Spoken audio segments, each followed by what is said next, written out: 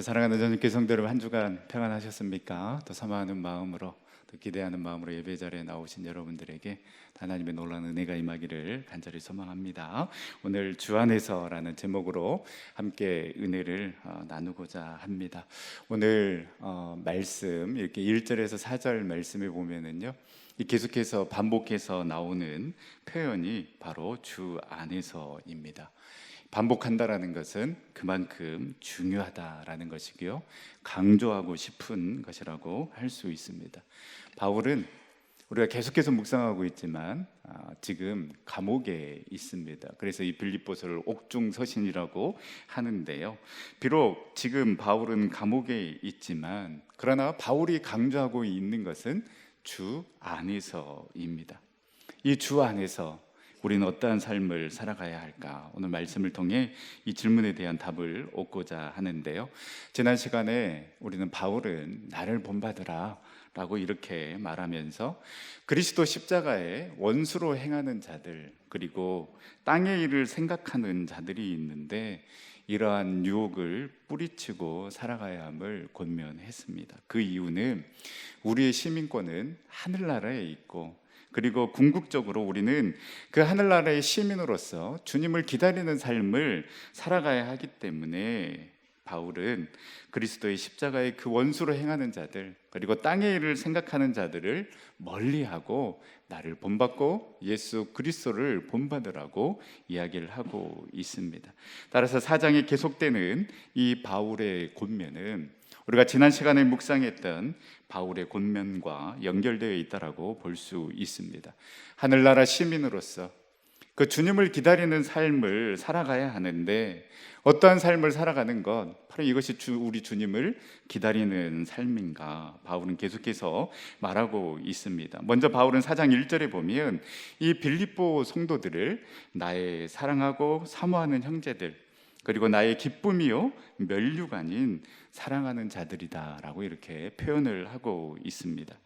이 빌립보 성도들을 향하여서 이렇게 나의 사랑하는 그리고 사모하는 형제들, 또 나의 기쁨이요 나의 면류관이라고 표현하고 있는, 이렇게 말하고 있는 바울이나 또 이렇게 말할 정도로 바울에게 인정받고 있는 이 빌립보 교인들이나 모두가 행복한 사람이라고 할 수 있습니다. 바울의 이러한 표현은요, 이 빌립보서에서 계속해서 나오고 있습니다. 그만큼 이 빌립보 교인들, 성도들을 사랑하는 그 바울의 마음을 우리가 느낄 수가 있는데요, 이미 빌립보서 1장 8절 말씀에서는 예수 그리스도의 심장으로 내가 너희들을 얼마나 사모하는지 예수님께서 증인이다 라고 이렇게 이야기를 할 정도로 바울은 이 빌립보 교인들을 향한 그 사랑을 고백하고 있습니다. 예수 그리스도의 심장으로 내가 너희들을 사모한다, 이 한마디만으로도요 빌립보 교인들을 향한 바울의 사랑을 알 수가 있습니다. 바울은 이 빌립보 교인들을 생각할 때마다 하나님께 감사한다라고 고백했습니다. 왜 감사했겠습니까? 빌립보 교인들, 이렇게 훌륭한 교인들을 만나게 하신 그 주님의 역사가 너무나도 크고 놀라웠기 때문입니다. 우리 교회도 정말 이 서로를 향한 이 사랑의 표현과 또 이 감사의 표현이 넘쳐나는 그러한 교회, 그러한 성도들이 될 수 있기를 간절히 소망합니다. 옆에 있는 성도들을 바라보면서, 또 교제하고 있는 또 우리 구역 식구들, 우리 교구 식구들을 바라보면서 어쩜 하나님께서는 정말 이런 사람들을 만나게 하셨을까? 어쩜 하나님께서는 이런 사람들을 우리 교회에 보내주셨을까? 그 서로를 향한 그 감탄과 감사, 그리고 그 사랑의 표현이 넘쳐나는 그런 우리 전성교회가 될 수 있기를 간절히 소망합니다. 여러분, 이 감사는 언제 넘치게 되는 것입니까? 이 당연하게 여기는 것을 특별하게 바라보면 우리는 감사할 수밖에 없는 삶을 살아가게 되어 있습니다. 여러분, 우리가 경험하지 않았습니까? 이 함께 모여서 이 예배 드리는 것, 우리는 너무나도 당연한 것으로 생각을 했습니다. 그러나 이 코로나 시대를 경험하면서 이 매주 드려지는 이 예배가 너무나도 당연한 것이 아니라 얼마나 특별한, 그 하나님의 은혜인가를 우리는 깨닫게 되었습니다. 요즘 또 이 코로나 시대를 겪으면서 교회가 다들 어렵고 힘들어 합니다. 무엇보다도 전도하기 어려운 이때에 새가족들이 매주마다 많은 새가족들이 우리 교회에 등록하고 있다는 것은 여러분 너무나도 감사한 일입니다. 여러분 이것을요 당연하게 여길 게 아니라는 것입니다. 그렇기 때문에 우리가 등록한 새가족들 관심과 사랑을 당연히 가져야 됩니다. 아, 우리 교구에 새가족들이 왔구나. 아, 우리 구역에 또 우리 남성교회 여전도회에 이런 새가족들이 왔구나. 보통 관심이 아니라 뜨거운 관심을 가지고 우리가 나아갈 필요가 있다라는 것입니다. 여러분 내 배에서 나왔으니까 내 자녀다라는 그러한 생각을 하게 되면은요 여러분 서운한 것만 보이고 못한 것만 자꾸 보여서 지적하게 되지만은요 특별하게 이 내 자녀가 당연히 내 자녀가 아니라 정말 특별한 자녀다. 그래서 매일매일 어디 가지 않고 집에 들어와 준 것만으로도 너무나도 고맙다. 여러분 자녀에게 너무 많은 걸 바라지 마시고 다 내려놓으시고 그냥 부모로서 할 일만 해주면서 기도하고 응원해주면 되는 것입니다. 여러분 아내가 아침과 저녁 차려주는 거 당연하게 여기면은요 감사가 사라질 뿐만 아니라 내 식탁의 자리도 사라질 수가 있습니다. 더구나 여러분 삼식이들은 주는 대로 드셔야 합니다. 이런 글이 있더라고요. 세상에서 어려운 일이 두 가지가 있는데 첫 번째가 내 생각을 남의 머리에 넣는 일이고 두 번째가 남의 돈을 내 주머니에 넣는 일인데 첫 번째 일을 하는 사람을 선생님, 두 번째 일을 하는 사람을 사장님이라고 부른다. 그리고 이 어려운 두 가지 일을 한 방에 다 하는 사람을 마누라라고 부른다. 그러므로 선생님에게 대드는 것은 배우기 싫은 것이고 사장님에게 대드는 것은 돈 벌기 싫은 것이고 마누라에게 대드는 것은 살기 싫은 것이다. 여러분 아내가 있고 남편이 있고 자녀들이 있고 손자녀들이 있고 또 함께 신앙생활하며 기쁨도 슬픔도 함께 나누며 서로를 위해 기도해 줄 수 있는 믿음의 동역자들이 있다라는 것, 내 옆에 내 주위에 귀한 성도들이 있다라는 것, 여러분 이것이 당연한 것이 아니라 특별한 은혜임을 우리는 기억해야 합니다. 그래서 여러분 우리가 함께함으로 사랑함으로 그리고 사랑을 표현하고 감사를 표현함으로 이 특별한 은혜를 우리가 함께 누려야 하는 것입니다. 이미 축복과 은혜는 우리 앞에 놓여 있습니다. 그런데 여러분 우리가 모이지 않으면 우리가 함께하지 않으면 우리는 그 축복과 은혜를 놓치는 자들이 되는 것입니다. 구역 모임부터 여러분 시작해 보십시오. 그리고 교구 모임 참여해 주십시오. 사역의 자리에 여러분 함께해 주시길 바랍니다. 또 오늘 오후에는 이렇게 교구별로 좋은 시간을 갖는데요. 또 용기를 내어서 여러분 한번 참여해 보시기를 바랍니다. 뜻밖의 은혜가 준비되어 있을 것입니다. 하나님께서 이런 사람들을 또 우리 교구에 우리 교회에 보내주셨구나. 감탄이 저절로 나오면서 바울이 빌립보 교회 성도들을 향하여서 감탄했던 감사의 그 표현들이 우리 구역 또 우리 교구 우리 교회에 넘쳐날 수 있기를 간절히 소망합니다. 가만히 있으면 아무것도 나에게 오지 않습니다. 오늘뿐만 아니라 우리가 계속해서 이 모임에 관심 갖고 양육에 관심 갖고 교제의 시간에 함께함으로 말미암아 사랑을 하는 자도 사랑을 받는 자도 모두가 행복한 성도 행복한 교회가 될 수 있기를 간절히 소망합니다. 오늘 이 사랑하는 빌립보 교회의 교인들에게 바울은 세 가지를 권면하고 있습니다. 이미 바울은 3장에서 말씀드린 것처럼 하늘나라 시민권이 있는 자들이기 때문에 이 땅에 소망을 두고 살아가는 삶이 아닌 주님에 계신 그 영원한 하늘나라를 소망하며 우리 주님을 기다리는 삶을 살아가야 한다라고 말씀드렸습니다. 그런데 그 주님을 기다리는 삶이 어떠한 삶인가를 이어서 계속 말씀하고 있는데요. 그 권면을 생각해 보며 은혜를 나누고자 합니다. 첫 번째 바울은 이 하늘나라 시민으로서 주님을 기다리는 그 삶을 살아가기 위해서 우리가 어떠한 삶을 살아가야 되는가? 첫 번째 바울은 주 안에 서라고 이야기를 하고 있습니다. 오늘 1절 말씀에 보면 그토록 사랑하는 그 형제들에게, 나의 기쁨이요 나의 면류관인 그 사랑하는 빌립보 성도들에게 주 안에서 서라고 권면하고 있습니다. 이 서다라는 이 헬라어는요, 스테코라는 헬라어인데요, 이 스테코는 이 전쟁 중에 자기 편에 다가오는 적들을 막기 위해서 이 자신의 진지를 굳게 지키고 있는 군인들에게 쓰던 용어입니다. 이 당시에 로마 군인들이 전쟁을 치를 때에 뭐 특별한 전략이 있는 것이 아닙니다. 이 전쟁 당사자들이 서로 마주보고 줄을 서 있습니다. 그리고 서로를 향해서 총을 겨누고요, 첫째 줄이 무너지면 그 다음 줄이 나와서 서로 총을 겨누는 것이 전쟁을 치르는 방법이었습니다. 그래서 내가 서 있는 줄이 무너진다는 것은 바로 이 뒤에 있는 전우들과 가족들의 생명이 위협받게 됨을 뜻하는 것입니다. 그래서 여러분, 이 서 있다라는 것은요, 내 자리를 지키는 것이고, 바로 이 자리를 지키는 것이 사명을 다하라는 그러한 의미이기도 합니다. 남편이 가정에서 제대로 서 있지 않으면 그 가정이 어떻게 되겠습니까? 물론 아내도 마찬가지입니다.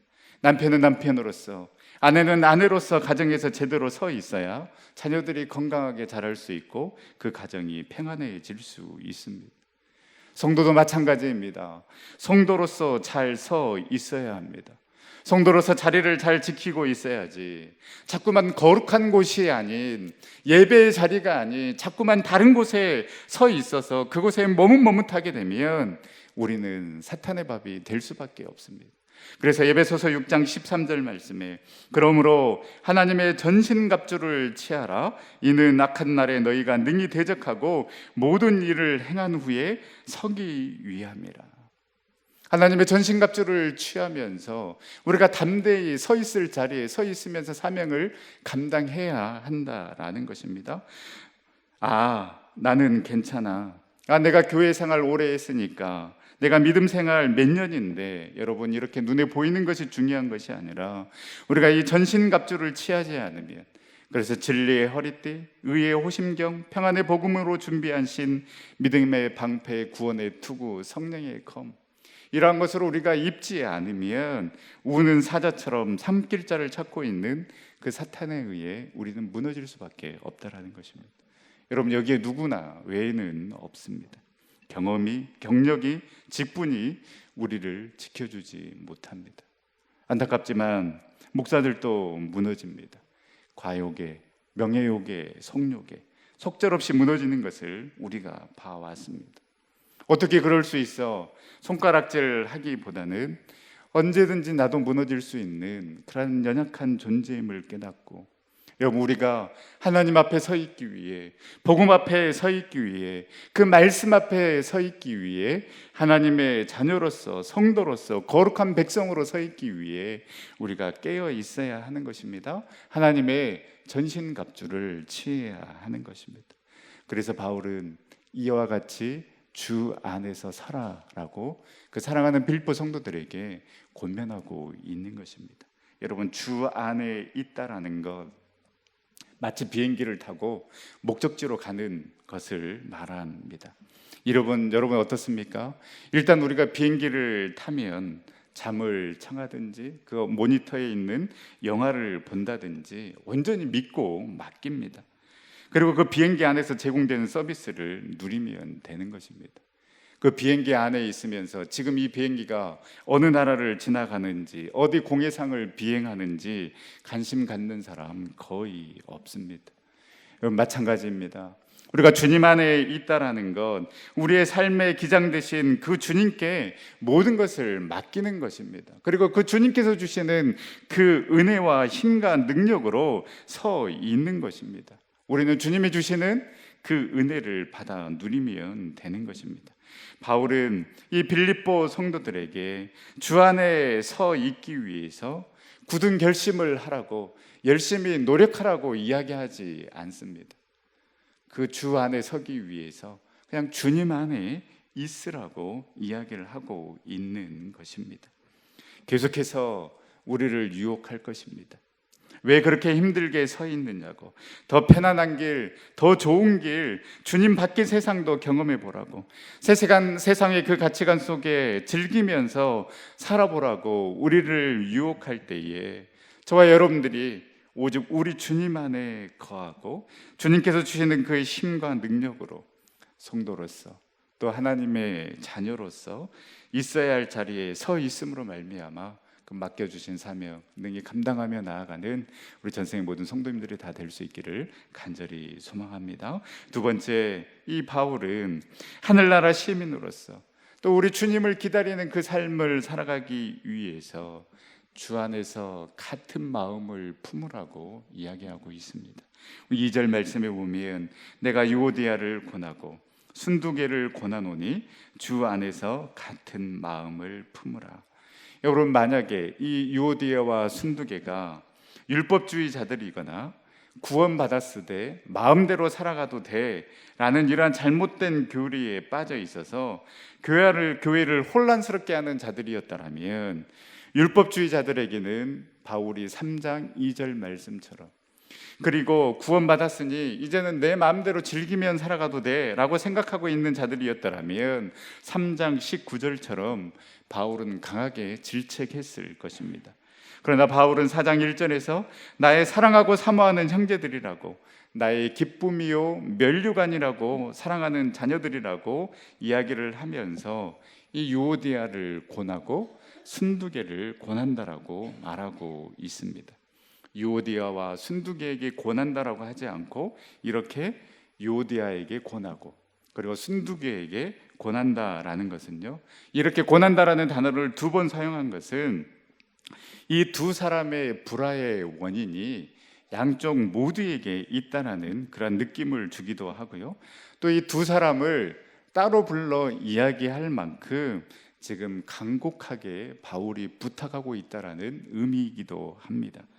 바울도 이들이 교회를 사랑하는 마음으로 충성하고 봉사하고 헌신했다라는 것 잘 알고 있습니다. 그러나 여러분, 열심히 하는 것보다 더 중요한 것은요, 주 안에서 같은 마음을 품는 것이 더 중요합니다. 유오디아와 순두개는 이 빌립보 교회를 세운 자색옷감 장사 루디아와 함께 이 빌립보 교회에 영향력 있는 인물이었습니다. 그런데 이 서로 불화함으로써 교회에 좋지 않는 영향을 미치고 있다는 것을 바울이 알고 있기 때문에 이 유오디아와 순두개를 각각 권하고 있는 것입니다. 제가 전에 사역했던 교회는요, 이렇게 2년마다 이 교구가 바뀝니다. 13개 이제 교구가 있기 때문에 사실은 그 있는 동안에 다 그 교구를 다 경험하지 못하는데요. 제가 이제 청년부 사역을 5년 하고 그리고 이제 교구로 올라와서 이 4개 교구를 이제 8년 동안 이렇게 맡았는데요. 신기하게 제가 이 교구를 이렇게 교구 목회를 하면서 이 각 교구마다 공통점이 있다라는 것을 제가 느꼈습니다. 신기하게 각 교구마다 양대 산맥이 있습니다. 그러다 보니까 이 자연스럽게 이 양쪽을 따르고 편드는 사람들이 있게 되는 것이죠. 이쪽에서 이렇게 하자라고 하면 저쪽에서 그걸 왜 하냐고 이야기를 합니다. 이 목사의 의견보다 이 양대 산맥 이 두 사람의 눈치를 보게 됩니다. 그래서 이 조율을 하려고 하면 너무 힘듭니다. 쓰지 않아도 될 에너지를 쓸 수밖에 없다라는 것이죠. 당연히 빌립보 교회도 마찬가지였을 것입니다. 이 뭔가를 하려고 하면 이 유오디아와 순두개의 생각이 중요했고, 한쪽이 이렇게 하자라고 하면 아무리 좋은 의견이다 할지라도 그 사람이 싫기 때문에 반대를 했을 것입니다. 자연스럽게 편이 갈라져서 싸우게 되고 늘 예민한 상태에 있다 보니 기쁜 마음으로 사역을 할 수 없습니다. 이런 마음으로 어떻게 교회 생활을 하고, 이러한 마음으로 어떻게 하늘나라 시민으로서 살아가며, 이러한 마음으로 어떻게 주님을 기다릴 수 있겠습니까? 여러분, 성령은 결단코 분열의 영이 아니라 하나 되게 하는 영이 성령의 역사입니다. 우리가 하나님의 사람이라면, 우리가 성령의 사람이라면 당연히 주 안에서 같은 마음을 가질 수밖에 없습니다. 서로 분열된 상태에서 그 많은 일들을 감당하는 것보다 하나의 일을 하더라도 한 마음으로, 같은 마음으로 함께 하는 것, 바로 우리 주님께서 기뻐하시는 일입니다. 그래서 여러분, 우리는요, 사역도 중요하지만 항상 내가 주님 안에 있는지 나 자신을 잘 살펴보고 점검해 봐야 하는 것입니다. 주님보다 우리가 앞서게 되면 당연히 우리의 생각, 우리의 감정, 우리의 기분대로 움직이게 됩니다. 주님의 일은 하는데 서로 기분이 상하고 서로 감정이 상한다면 필시 정말로 내가 주님 안에 있는지, 혹 내 욕심으로 일하고 있지는 않는지, 또 주님보다 내가 앞서고 있지는 않는지 살펴봐야 할 것입니다. 우리는 본능적으로 이기적인 존재입니다. 자기중심적인 존재입니다. 그래야 하기 때문에 우리가 주님 안에 있어야지만이 같은 마음을 품을 수가 있습니다. 우리 전생의 모든 성도님들이 정말로 주님 안에 있어서 정말로 사역을 잘하는 성도 교회가 아니라 주님 주시는 그 같은 마음을 품고, 한 마음을 품고 정말로 주님의 일을 감당하는 우리 전생의 성도 교회가 될 수 있기를 간절히 소망합니다. 그리고 바울은 우리가 하늘나라 시민으로서 온전히 주님을 기다리는 그 삶을 살아가기 위해서 세 번째, 주 안에서 기뻐하라고 권면하고 있습니다. 오늘 4절 말씀에 보면 주 안에서 항상 기뻐하라, 내가 다시 말하노니 기뻐하라. 이 한 구절 안에 기뻐하라라가 두 번이나 언급하고 있습니다. 빌립보서는 기쁨의 서신서입니다. 이렇게 기뻐하라고 말하고 있는 바울은 참으로 아이러니하게도 감옥에 갇혀 있습니다. 근데 여전히 바울은 감옥에 갇혀 있지만 그 안에 기쁨이 있기 때문에 이 빌립보 교인들에게 기뻐하라고 권면하고 있는 것입니다. 왜입니까? 바울이 말한 그 기쁨은 상황과 환경에서 오는 기쁨이 아니라 예수 그리스도로부터 오는 기쁨이기 때문입니다. 주 안에 있음으로 주님께서 부어주시는 그 은혜와 기쁨이 있었기 때문에 바울은 감옥에서도 기뻐할 수 있었던 것이며, 그래서 그 빌립보 성도들에게 기뻐하라라고 권면하고 있는 것입니다. 바울은 분명히 이야기하고 있습니다. 상황과 환경이 우리에게 기쁨을 주는 것이 아니라 주 안에 있을 때에 기뻐할 수 있음을 보여주고 있습니다. 그래서 여러분, 조건이 완벽하다고 해서, 상황이 좋다고 해서, 내가 원하는 것을 이루었다고 해서 기뻐하는 건 여러분 일시적인 기쁨입니다. 상황이 변하면 언제든지 사라질 기쁨은 진정한 기쁨이라고 할 수 없습니다. 상황은 너무나도 답답하고 여전히 힘들고 어려운데 그럼에도 불구하고 나에게 기쁨이 있고 기대함이 있다라면 우리는 주님 안에 있는 것입니다. 그런데 누릴 건 누리고 있습니다. 남보롭지 않게 살아가고 있음에도 여전히 불안하고 자꾸만 비교하면서 살아가고 있다라면 결론은 한 가지입니다. 우리가 주님 안에 있는 것이 아니라 주님 밖에 있기 때문입니다. 주님으로부터 오는 기쁨, 온전히 주님 때문에 누리는 그 기쁨 때문에 기뻐할 수 있는, 주님 안에서 누리는 기쁨이 우리 안에 넘쳐날 수 있기를 간절히 소망합니다. 시편 4편 7절에서 8절 말씀에 보면 주께서 내 마음에 두신 기쁨은 그들의 곡식과 새 포도주가 풍성할 때보다 더하나이다.